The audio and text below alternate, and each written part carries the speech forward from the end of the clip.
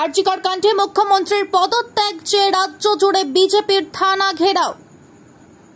আরজিকর কাণ্ডে তোলপাড় সারা দেশ।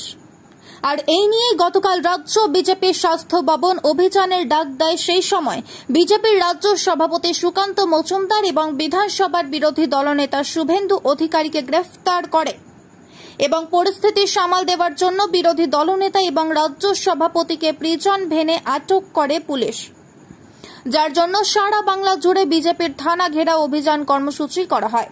বাদ যায়নি বাঁকুড়াও। আজ বাঁকুড়ার গঙ্গাজল ঘাটি থানা ঘেরাও করা হয়। থানার সামনেই বিক্ষোভ দেখান বিজেপির নেতা কর্মীরা।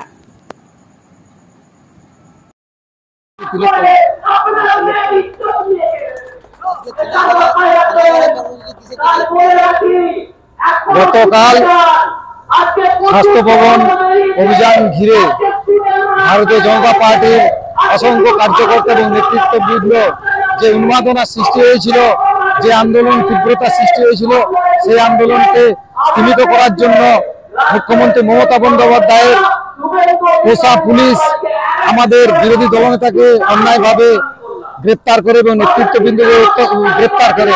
তার প্রতিবাদে আজকে থানা ঘেরাও কর্মসূচি আমাদের সারা বাংলা জুড়ে চলছে।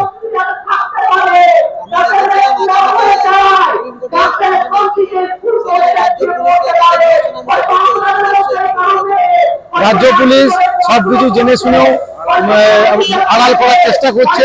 সেই আড়াল করার ফলস্বরূপ যা হয়, রাজ্য সরকারের মুখ পুড়ছে। বড় বড় উকিল রেখেছে যাদের প্রচুর টাকা বেতন, তা সত্ত্বেও তাদের কাছে ভুল বার্তা পৌঁছাচ্ছে।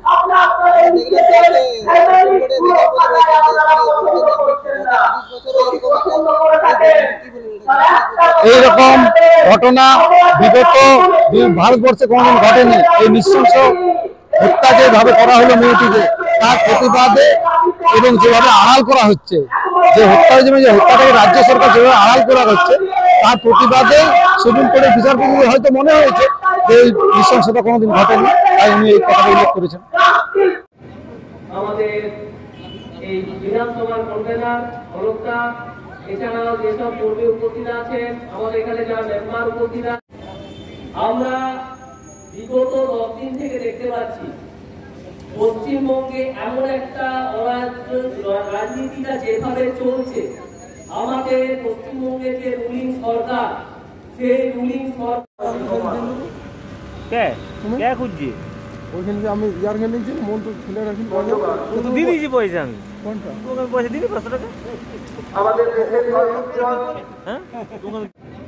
আমাদের এই বিধানসভার কনভেনার হলতা